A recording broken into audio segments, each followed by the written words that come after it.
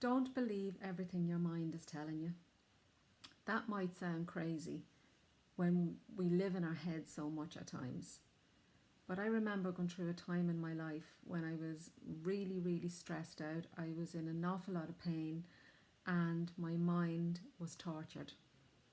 And my mind kept telling me that I would never get over this, that my life was done and that was it. I was going to die. That's what my mind was telling me, because the thoughts in my head were so, so powerful, because I didn't at the time have the ability to stop this going off.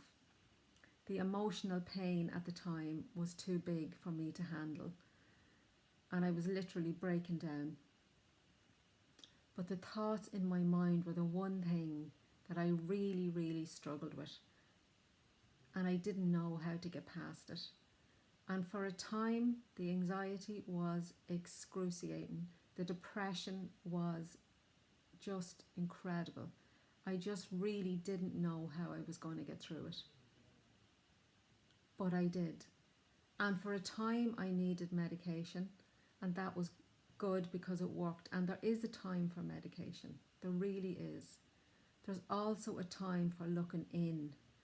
And that is what's critical to us all. When we look in and start asking ourselves questions that we don't really want the answers to. But it's the only way forward. It is the only way forward. Because sometimes when you're looking out at what someone else is doing or not doing, it's causing you anxiety, it's causing you fear, and it can be causing you anger. One of the things that I learned was that when I bring it back to me, and I hand it over to God, that's what I do. It calms me down. And I do physical things every day, like going for a walk, and I talk, because that's what I need to do. But for the time when I was in my life and I really didn't even have the words to say how I was feeling, it was horrendous. But I want to encourage you, or someone that you know that you can even encourage, that it does get better. And time doesn't make things better. That's an illusion. It's what you do in the time that gets you better. And accepting where you are. I would talk a good bit about the 3 A's: the awareness, the acceptance, and the action. So you're aware that something isn't right in your world and you need help. The acceptance can be so, so difficult. That can be accepting where you are physically, mentally, emotionally. Physically, it's difficult. For me, when I'm talking about the acceptance on the physical side, what I live with in physical pain is hard to accept. But I do now. But I fought it and I fought it and I fought it. And I really did fight it, but now I can accept it. The action I do now is that I do my walk, I can do all that kind of stuff. On an emotional level, I look after myself mentally, because it's crucial. It's crucial. And the stigma we have here about taking medication for our mental health is just off the charts. So that's where the acceptance comes in again, and the awareness of I might just need help. And don't put a timeline on for yourself. The thing is that you're looking after yourself.